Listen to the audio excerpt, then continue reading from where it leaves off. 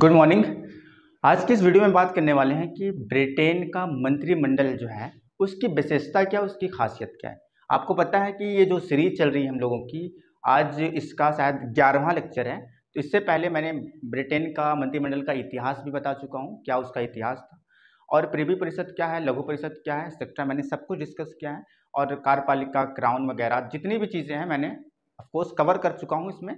अगर आपने इसके पहले वाला अगर वीडियो नहीं देखा है तो इस वीडियो के डिस्क्रिप्शन में आपको मिल जाएगा, और दूसरा आई बटन पर भी आपको दिख जाएगा, और एंड ऑफ स्क्रीन पर आपको नजर आ जाएगा इसके पहले वाले लेक्चर। और आज हम ये पढ़ने वाले हैं कि जो ब्रिटेन है, ब्रिटेन में जो मंत्रिमंडल है, जब मंत्रिमंडल कार्य करता है तो उसकी विशेषता क्या होती है, क्वालिटीज क्या है, और किस आधार पर वो अपने काम को अंजाम देता है। तो पहली ब्रिटेन मंत्रिमंडल की जो विशेषता है, प्रणाली की जो विशेषता है, पहली विशेषता क्या है, राजनीतिक एकता, राइट। दूसरी विशेषता क्या है, प्रधानमंत्री का नेतृत्व। तीसरी विशेषता क्या है, राजा और मंत्रिमंडल में संबंध होता है। और चौथा मंत्रिमंडल का उत्तरदायित्व होता है। और पांचवा गोपनीयता। ठीक है, ये सारी विशेषता है। अब हम एक एक को डिस्कस करने वाले हैं। कुछ दो तीन विशेषता, दो तीन क्वालिटीज को इसमें हम डिस्कस कर लेंगे, इसके बाद वाले लेक्चर में इसको हम कवर कर लेंगे। तो इसको कंप्लीटली 2 लेक्चर में कवर करेंगे हम। मंत्रिमंडल प्रणाली की जो विशेषता है, पहली विशेषता क्या है, पहली विशेषता है राजनीतिक एकता। राजनीतिक एकता। अब ये राजनीतिक एकता है क्या? अब आपको मैं बता दूं कि ब्रिटेन जो है, ब्रिटेन में सिद्धांत रूप में, कैसा सिद्धांत रूप में वहां की जो संसद है कैसी है, सर्वोच्च है। ठीक है, लेकिन ब्रिटेन में व्यवहार में मंत्रिमंडल है, क्या है, सर्वोच्च है। ये दो अलग अलग चीजें हैं। अब हम यहां पे यही समझते हैं, यहां पे लिखा गया है सिद्धांत में, जो ब्रिटेन की संसद है, संसद का निर्माण जो हुआ है या जो संसद बनी है, वो संसद जो है सबसे ज्यादा पावरफुल है। क्यों? क्योंकि सिद्धांत में वो पावरफुल है, लेकिन एक्चुअली में अगर हम व्यवहार में देखते हैं, अगर देखते हैं कि सारी पावर्स का यूटिलाइज कौन कर रहा है, सभी पावर्स किसके पास हैं, बड़े बड़े पद और राजनीतिक विभाग किसके पास हैं, तो वो मंत्रिमंडल के पास में होते हैं। ये इनके अंडर में बहुत सारे विभाग होते हैं। जैसे आपको पता है राजनीतिक पद जो संभाले होते हैं, जैसे रेल विभाग, संचार विभाग, परिवहन विभाग, विदेश विभाग, सभी जो मंत्रालय होते हैं वो मंत्रिमंडल के अंडर में आते हैं। और मंत्रिमंडल क्या करता है, उन विभागों में रहकर उसके समक्ष सभी कानूनों का निर्माण करता है और उस कानूनों को लागू करता है। और अपने सबसे बड़े बड़े फैसले कौन लेता है, ये मंत्रिमंडल लेता है। सिद्धांत में है संसद पावरफुल, लेकिन व्यवहार में संसद पावरफुल नहीं है, बल्कि मंत्रिमंडल पावरफुल होता है। क्यों? क्योंकि मंत्रिमंडल ही होता है जो जनता के द्वारा चुनी गई एक सामुदायिक सभा के द्वारा बना होता है। अब हम इसके आगे समझते हैं। देखो, हम पढ़ रहे हैं राजनीतिक एकता। राजनीतिक एकता, अब जो मंत्रिमंडल बनेगा ना, उस मंत्रिमंडल में पक्ष और विपक्ष दोनों के नेता शामिल हो। अब आपको मैंने बताया था इसके पहले वाले वीडियो में 1937, ये डेट इंपॉर्टेंट है क्योंकि पहले मंत्रिमंडल का कोई यहां पर उद्भव नहीं हुआ था, कोई मंत्रिमंडल नहीं था जिस रूप से कार्य करे। मंत्रिमंडल की जगह पे दूसरी संस्था थी जो राजा को सलाह देती थी, और उसके हिसाब से वो मंत्रिमंडल जो था वो सिर्फ राजा को सलाह देती थी, एक्चुअली में उसके पास पावर नहीं थी। लेकिन 1937 में जब मंत्रिमंडल बन के तैयार हुआ, तो 1937 में जब मंत्रिमंडल का एक विकास होना शुरू हुआ, तो राजा ने प्रयास किया, किसने, राजा का प्रयास था कि जो मंत्रिमंडल हो, क्या हो, मंत्रिमंडल हो। हाँ भाई, हो मंत्रिमंडल। राजा ने सोचा कि इस मंत्रिमंडल में ना, इस मंत्रिमंडल में पक्ष और इस मंत्रिमंडल में विपक्ष, मतलब मंत्रिमंडल का जो निर्माण हो, मंत्रिमंडल का क्या निर्माण, मंत्रिमंडल के निर्माण में 2 लोग शामिल हों, पक्ष के भी नेता शामिल हों और विपक्ष के नेता शामिल हों। इसको हम समझते हैं। अब इन्होंने कहा कि पक्ष के नेता और विपक्ष के नेता, ये क्या मामला है। कहा कि इन दोनों नेता जब शामिल हों, इन दोनों नेता से मिलकर ही मंत्रिमंडल बने। क्या बने? मंत्रिमंडल का निर्माण हो। मंत्रिमंडल का निर्माण कैसे हो, उसमें पक्ष के भी नेता हो और विपक्ष के भी नेता हो। अब आप यहां पे ये समझो, पक्ष के नेता का क्या मतलब जो कॉमन सदन है, कॉमन सदन है कहाँ, ब्रिटेन में कॉमन सदन को निम्न सदन कहा जाता है, यही निर्वाचित सदन है, निम्न सदन कहा जाता है। मान लो ब्रिटेन में दो पार्टी है, कौन कौन सी, कंजर्वेटिव पार्टी और लेबर पार्टी। मान लो पार्टी नंबर 1 और पार्टी नंबर 2, ए पार्टी जीतती है और ये बहुमत प्राप्त कर लेती है और ये अल्पमत में है। मतलब ए पार्टी का बहुमत है, जिसका बहुमत है वो पक्ष में है, जो पक्ष में है वो क्या करेगी, सरकार बनाएगी, और जो बहुमत अल्पमत में है वो विपक्ष की पार्टी कहलाएगी। ठीक है, ये विपक्ष की पार्टी कहलाएगी। तो पक्ष और विपक्ष मतलब राजा का ये प्रयास था, ये कोशिश थी कि भाई मंत्रिमंडल का जो निर्माण हो उसमें जो सबसे ज्यादा बहुमत प्राप्त करे उसके भी नेता मंत्रिमंडल में शामिल हो, और जो अल्पमत प्राप्त करे, जो विपक्ष में हो जो पार्टी, उसके भी नेता मंत्रिमंडल में शामिल हो। आप ऐसा समझो कि हमारे भारत में दो बड़ी पार्टियां हैं, एक कांग्रेस पार्टी है, दूसरा बीजेपी पार्टी है। तो इस हिसाब से अगर हम देखें, इस हिसाब से देखें अपने भारत में, तो हम पक्ष और विपक्ष में, लोकसभा में जो पक्ष और विपक्ष के नेता हैं, पक्ष के नेता कौन है, बीजेपी है। तो अगर हम यहां पर यह प्रयास किया जाए कि मंत्रिमंडल जो बने उस मंत्रिमंडल में कांग्रेस के भी नेता शामिल हो लोकसभा के, और बीजेपी के नेता भी शामिल हो लोकसभा के, जब दोनों पार्टियों के नेता शामिल हो जाएं, दोनों पार्टियों के नेता शामिल हो जाएं, तो उस हिसाब से मंत्रिमंडल का निर्माण हो। तो लेकिन ये जो प्रयास था राजा का कि पक्ष और विपक्ष दोनों के नेता को शामिल करके हम मंत्रिमंडल बना लें और वो सुचारू रूप से, सफल रूप से संचालित हो, तो ये संभव नहीं था। अब इनका ये जो प्रयास था कि हम बहुमत और अल्पमत को शामिल करके मंत्रिमंडल बनाएंगे, इनका ये प्रयास जो था ये सफल नहीं हो सका, सफल नहीं हो सका। अब सफल क्यों नहीं हुआ?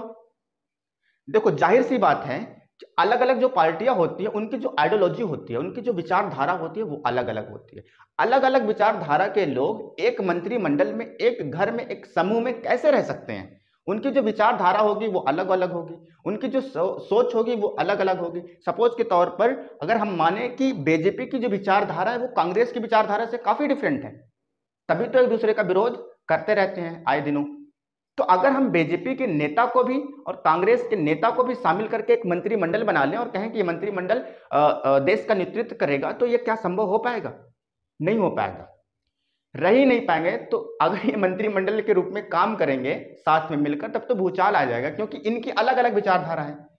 कोई गांधीवादी को मानता है, कोई गोडसे को मानता है, तो अलग अलग इनकी जो विचारधारा है उस विचारधारा के हिसाब से ये एक मंत्रिमंडल में काम तो नहीं कर सकते हैं। तो इसी प्रकार जो हमारे इस मंत्रिमंडल है ब्रिटेन के मंत्रिमंडल में राजा का जो प्रयास था कि पक्ष और विपक्ष दोनों के नेता शामिल करके हम मंत्रिमंडल का निर्माण कर लें, तो ये प्रक्रिया जो थी, ये प्रोसेस जो था, ये सोच जो थी, वो सफल नहीं हो सकी। आई बात समझ में? सफल नहीं हो सकी। क्यों? देखो यहां पे लिख दे रहा हूं, क्योंकि दोनों पार्टी, लेबर पार्टी और कंजर्वेटिव पार्टी की विचारधारा क्या होती है? विचारधारा अलग अलग होती है। अब अलग अलग विचारधारा के लोग एक मंत्रिमंडल में काम नहीं कर सकते। तो पहला पॉइंट अगर निकल के आएगा सामने, तो पहला पॉइंट यही निकल के आएगा कि मंत्रिमंडल में, पहली विशेषता में, मंत्रिमंडल में एक ही दल के नेता होते हैं। मंत्रिमंडल में एक ही दल के नेता होते हैं, और मंत्रिमंडल में जो नेता होते हैं, जो मंत्री होते हैं, उनको राजनीतिक विभाग सौंपा जाता है। तो अब इनका जो विचारधारा होगा, इनकी जो विचारधारा होती है, विचारधारा क्या होती है? समान होती है। कैसी होती है? इनकी विचारधारा कैसी होती है? समान होती है, राइट। और तीसरा चीज अगर हम देखें तो मंत्रिमंडल में पक्ष के नेता ही शामिल होंगे। मान लो सपोज अगर हम सोचें कि जो यहां पर लेबर पार्टी है, कौन सी पार्टी? लेबर पार्टी ने बहुमत प्राप्त कर लिया। बहुमत प्राप्त किया। तो बहुमत प्राप्त करेगा तो लेबर पार्टी की ही सरकार बनेगी, है ना। लेबर पार्टी की क्या बनेगी, सरकार बनेगी। तो इस सरकार में जो मंत्री होंगे, इस सरकार में जो मंत्रिमंडल बनाया जाएगा, इस मंत्रिमंडल में सभी सदस्य जो होंगे, सभी सदस्य जो होंगे वो किसके होंगे, बहुमत दल के होंगे। किसके होंगे, बहुमत दल के नेता होंगे। तो तीसरा पॉइंट अगर यहां पे लिखें तो मंत्रिमंडल में बहुमत दल के नेता ही शामिल होते हैं। किसमें, मंत्रिमंडल में बहुमत दल के नेता होते हैं। ठीक है। अब हमें यही समझ लेना है कि ब्रिटेन में कॉमन सदन है जो निर्वाचित सदन है, और उसी सदन में मंत्रिमंडल उसी सदन से बनाया जाता है, और उस सदन में जो पार्टियां हैं, लेबर पार्टी और कंजर्वेटिव पार्टी, इस पार्टियों में से सबसे ज्यादा सीटें जिसकी होती है, जिस दल का होता है, वही उसी दल का प्रधानमंत्री बनता है, और उसी दल से ही मंत्रिमंडल का निर्माण होता है। तो विशेषता क्या हो गई, इनमें मंत्रिमंडल में एक ही दल के नेता होंगे, तो इनमें एक ही दल के नेता होंगे तो इनकी विचारधारा जो होगी वो समान होगी। अब जब विचारधारा और सोच समान होगी तो ये सफल रूप से कार्य भी करेंगे, राइट। अब इसको मिटाने के बाद आगे समझते।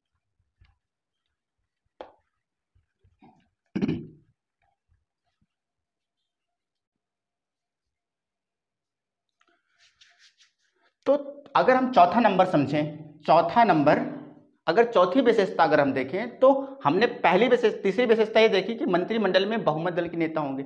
अब देखो कि मंत्रिमंडल का निर्माण जो हुआ किस दल से हुआ, एक ही दल से हुआ, और ये दल कौन है, बहुमत वाले दल है, बहुमत दल है। अब मंत्रिमंडल का निर्माण एक ही दल से हुआ, मतलब जो दल सबसे ज्यादा सीटें जीतेगा, जिसके सबसे ज्यादा कॉमन सदन में सीट होगी, जिसके कॉमन सदन में सबसे ज्यादा सांसद होंगे, वही मंत्रिमंडल का निर्माण करेगी, वही पार्टी। तो इसमें मंत्रिमंडल का निर्माण जो होगा एक ही दल से होता है, जो कौन दल होगा, बहुमत दल होगा, चाहे वो लेबर पार्टी जीते, ठीक है, चाहे वो कंजर्वेटिव पार्टी जीते। तो जो भी पार्टियां जीतती हैं वही दल मंत्रिमंडल का निर्माण करता है। अगर हम यहां पे समझें कि मंत्रिमंडल का निर्माण एक ही दल से होगा, तो उन दलों में जितने भी सदस्य होंगे, इन दलों का मंत्रिमंडल की जो विचारधारा होती है, देखो विचारधारा जो होती है वो कैसी होती है, समान होती है। कैसी होती है, समान होती है। अगर मंत्रिमंडल में अलग अलग दलों के नेता होंगे, पक्ष और विपक्ष दोनों के नेता शामिल होंगे, तो ये सफल रूप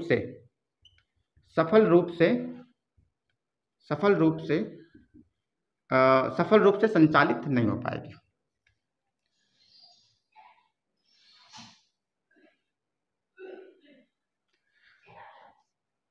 दूसरा, ये सारी चीजें आपको समझ में आ रही है कि मंत्रिमंडल का निर्माण एक ही दल से होता है। अगर मंत्रिमंडल में, जैसे मान लो अगर हम सपोज करते हैं कि कॉमन सदन में दो पार्टी है, ए और बी, ठीक है, या हम पार्टी का नाम ही लिख देते हैं, उदारवादी दल और अनुदारवादी दल। ये दो दल हैं। मान लो कि कॉमन सदन में ये दोनों दल, उदारवादी दल और अनुदारवादी दल, ये दोनों दल का इस पे बहुमत कोई सिद्ध नहीं कर पाया, तो ये दोनों दल क्या करेंगे, गठबंधन की सरकार बनाएंगे। किसकी, गठबंधन की सरकार बनती है। तो जब गठबंधन की सरकार बनती है, जब मिलीजुली सरकार का निर्माण होता है, मान लो कि कॉमन सदन में कोई भी दल बहुमत सिद्ध नहीं कर पाया, आप लोग सुनते होंगे कि भैया गठबंधन की सरकार है उनकी, तो गठबंधन सरकार की मतलब यही होता है कि किसी एक पार्टी का सदन में बहुमत ना होने के कारण जब सदन की अलग अलग पार्टियां मिलकर सरकार का निर्माण करती हैं, तो वह सरकार जो होती है गठबंधन की सरकार कहलाती है। सिंपल से डिफिनेशन। लेकिन जब गठबंधन की सरकार होगी ना, तो गठबंधन की सरकार में इस दल के भी मंत्री और इस दल के भी मंत्री, दोनों दल के मंत्री शामिल होंगे। जब दोनों दल के मंत्री शामिल होंगे तो यहां पर कहेंगे भैया मिला जुला मंत्रिमंडल है। कौन सा, मिला जुला मंत्रिमंडल है। अब यहां पर जो मंत्रिमंडल बना, यहां पर इस प्रोसेस में जो मंत्रिमंडल का निर्माण हुआ, इस मंत्रिमंडल में दो पार्टी के नेता, इस मंत्री के नेता, इसमें मंत्री और इसके मंत्री, दोनों के मंत्री शामिल होंगे, दोनों के मंत्री शामिल होकर मंत्रिमंडल का निर्माण करेंगे। लेकिन यहां पर सबसे इंपॉर्टेंट ये है कि ये जो मंत्रिमंडल का निर्माण हुआ है ये मिलीजुली सरकार से हुआ है। तो इस मंत्रिमंडल का जो लाइफ होता है ना, वो बहुत दिनों तक नहीं टिकता। क्यों नहीं टिकता? क्योंकि ये जो दल है इसका विचारधारा कैसा, विचारधारा, इस दल का क्या विचारधारा, दोनों दलों का जो विचारधारा होती है ना वो अलग अलग होती है। इन्होंने अपने फायदे के लिए अगर कहें तो गठबंधन की सरकार तो बना लिए, लेकिन गठबंधन की सरकार को टिकने में ना बहुत ही मेहनत करनी पड़ती है।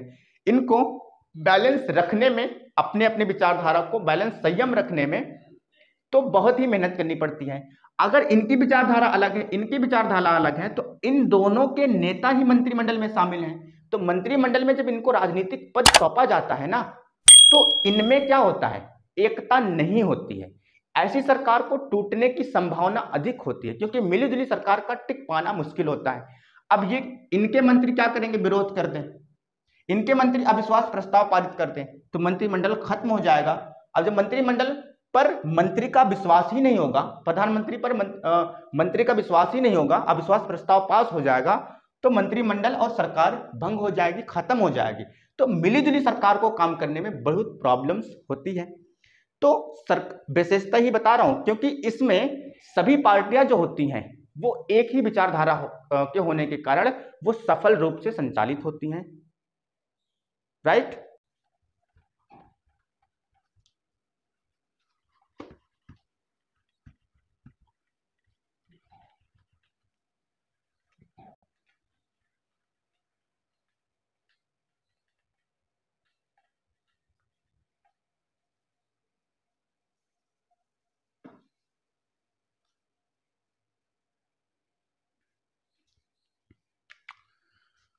पांचवी विशेषता, मंत्रिमंडल में, किसमें, मंत्रिमंडल में एक ही दल के नेता होते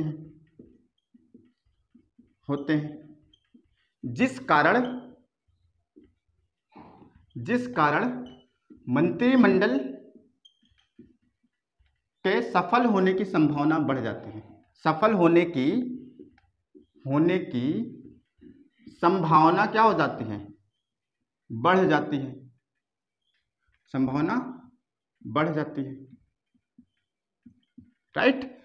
अब यहां पर ये जो लिखा गया है इसमें यही समझना है कि जो मंत्रिमंडल होगा, जब मंत्रिमंडल में एक ही दल के नेता होंगे तो इस दल में विरोध करने वाले लोग नहीं होंगे, क्योंकि सबकी जो आइडियोलॉजी होगी, सबकी जो सोच होगी वो एक समान होगी।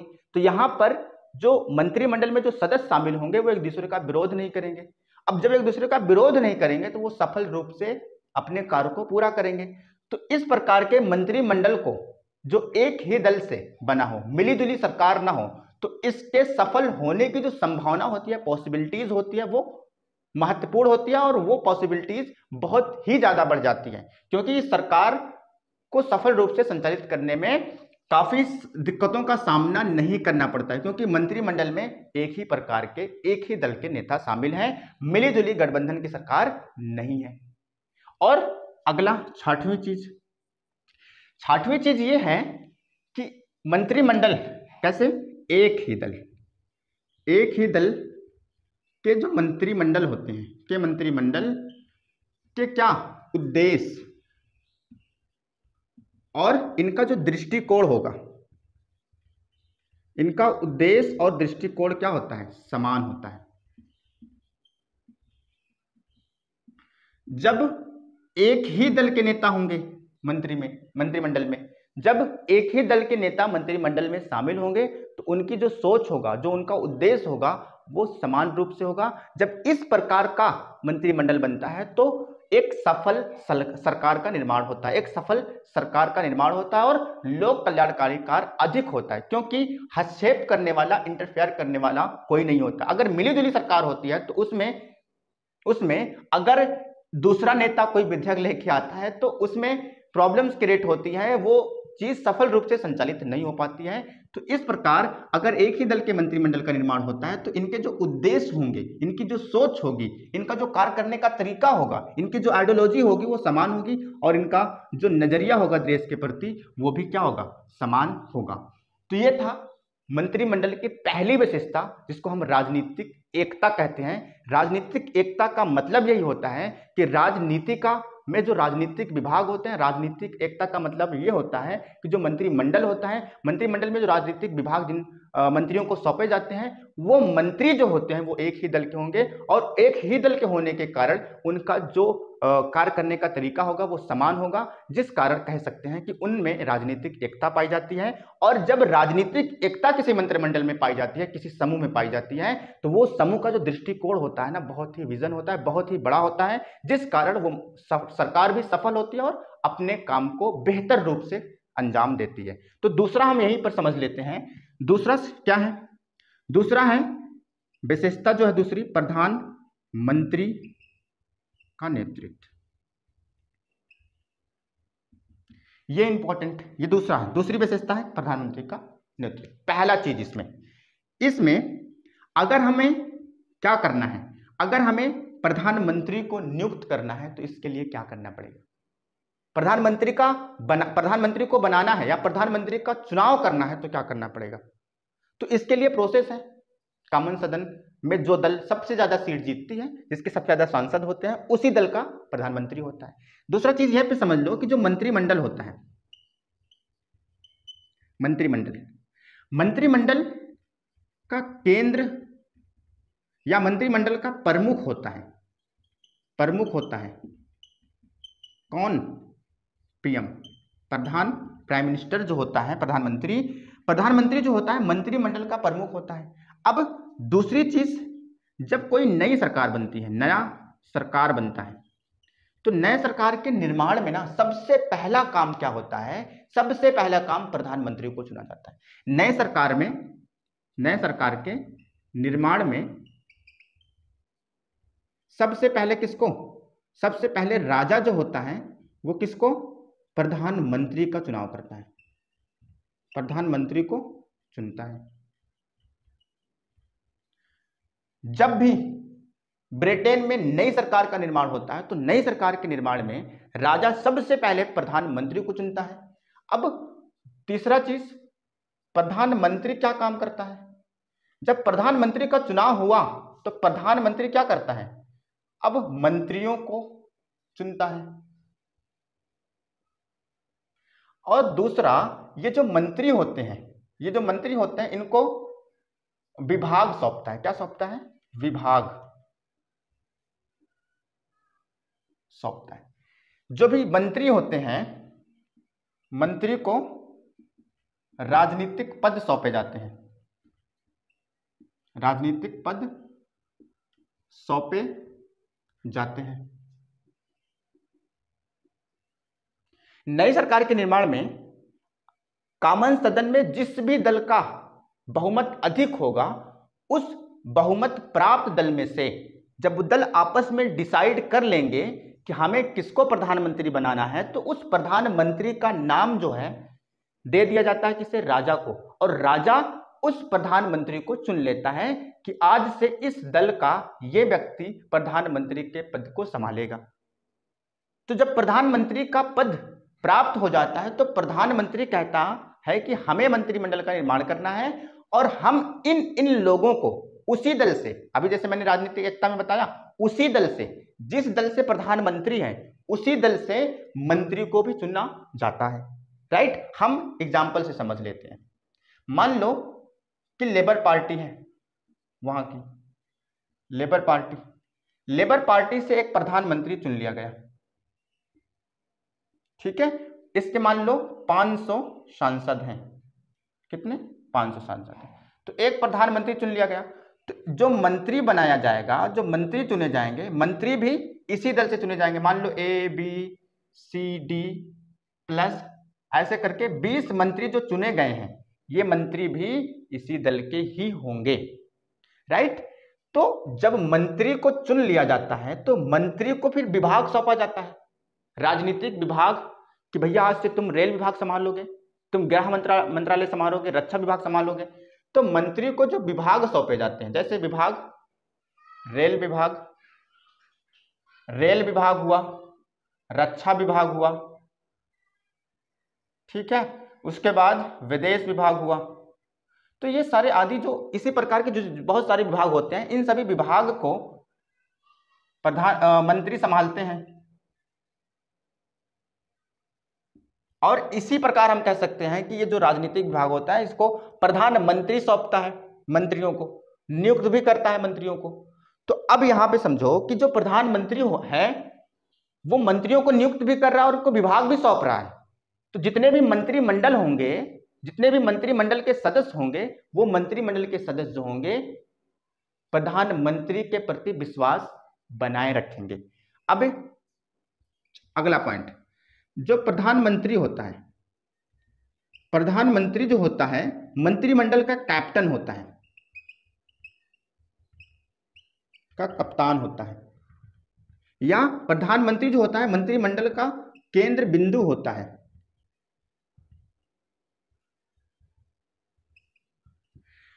प्रधानमंत्री जो है, जो मंत्रिमंडल बनाया, जो मंत्रिमंडल का निर्माण किया, उस मंत्रिमंडल के केंद्र में प्रधानमंत्री होता है और उसके चारों तरफ जो होता है ये मंत्रिमंडल चक्कर लगाते हैं, मतलब केंद्र बिंदु है।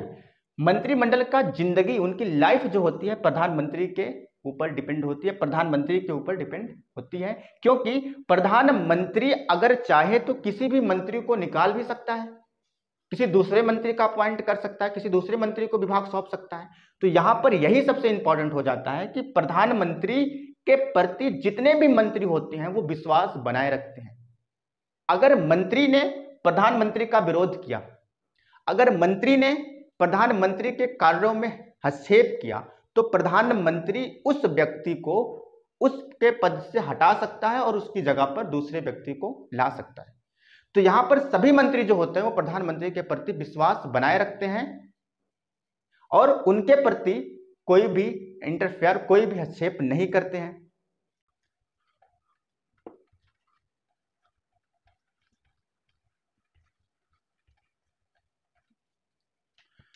तो इस प्रकार मंत्रिमंडल का निर्माण हुआ। अब प्रधानमंत्री जो है, प्राइम मिनिस्टर जो है, ये मंत्रिमंडल की क्या करता है, अध्यक्षता करता है, मंत्रिमंडल की अध्यक्षता करता है। क्या करता है, अध्यक्षता। अगर यूं कहें कि प्राइम मिनिस्टर ही मंत्रिमंडल का क्या होता है, अध्यक्ष होता है, तो यह भी सही हो जाएगा। अब दूसरा, प्रधानमंत्री के त्यागपत्र से, प्रधानमंत्री के मृत्यु से, प्रधानमंत्री के त्यागपत्र से, प्रधानमंत्री के मृत्यु से, अगर प्रधानमंत्री त्यागपत्र दे दे या प्रधानमंत्री की मृत्यु हो जाए, तो जो वो मंत्रिमंडल का निर्माण किया है, जो मंत्रिमंडल का निर्माण हुआ है, ये मंत्रिमंडल क्या हो जाएगी, भंग हो जाएगी। ठीक है, भंग होगी। अगर सपोज करो कि प्रधानमंत्री किसी कारणवश अपने पद से त्यागपत्र दे दे, अपना पद छोड़ दे, तो जब प्रधानमंत्री अपना पद छोड़ देता है तो उस पद से इफेक्ट क्या पड़ता है, जितने भी मंत्रिमंडल का निर्माण प्राइम मिनिस्टर ने किया है या मंत्रिमंडल में जितने भी मंत्रियों को नियुक्त किया है, विभाग सौंपा है, तो प्रधानमंत्री के त्यागपत्र देने से मंत्रिमंडल क्या हो जाएगी, स्वतः ही भंग हो जाती है। दूसरा पॉइंट, प्रधानमंत्री की मृत्यु अगर हो जाए अचानक, तो प्रधानमंत्री की मृत्यु से भी मंत्रिमंडल क्या हो जाएगी, भंग हो जाएगी। तो यहां पर सबसे इंपॉर्टेंट चीज क्या आ रहा है कि प्रधानमंत्री जो है, प्रधानमंत्री, सही बात है, प्रधानमंत्री केंद्र बिंदु होता है। जब केंद्र ही खत्म हो जाएगा तो उसके चारों तरफ जो चक्कर लगा रहे हैं सारे जो प्लैनेट्स हैं, जो ग्रह हैं, तो वो ऑटोमेटिक उसके ग्रेविटेशन फोर्स से, उसके गुरुत्वाकर्षण बल से टूट जाएंगे। मैं फिजिक्स नहीं पढ़ा रहा हूं, मतलब एक बता रहा हूं कि जो मंत्रिमंडल का निर्माण होता है वो प्रधानमंत्री की अध्यक्षता में होता है। जब प्रधानमंत्री ही नहीं रहेगा तो मंत्रिमंडल किस काम का होगा। तो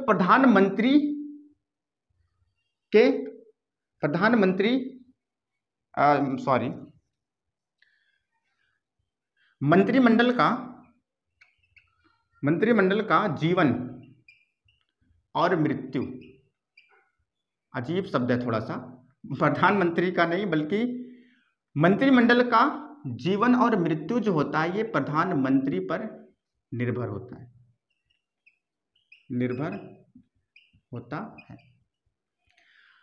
मंत्रिमंडल तभी तक बना रह सकता है जब तक प्रधानमंत्री का इस मंत्रिमंडल पर विश्वास है। अगर ये प्रधानमंत्री का इस मंत्रिमंडल पर विश्वास नहीं है तो ये राजा से कहकर मंत्रिमंडल को भंग करवा सकता है। कौन? प्रधानमंत्री। किससे? प्रधानमंत्री राजा से कहकर किसको? मंत्रिमंडल को क्या करवा सकता है? भंग करवा सकता है,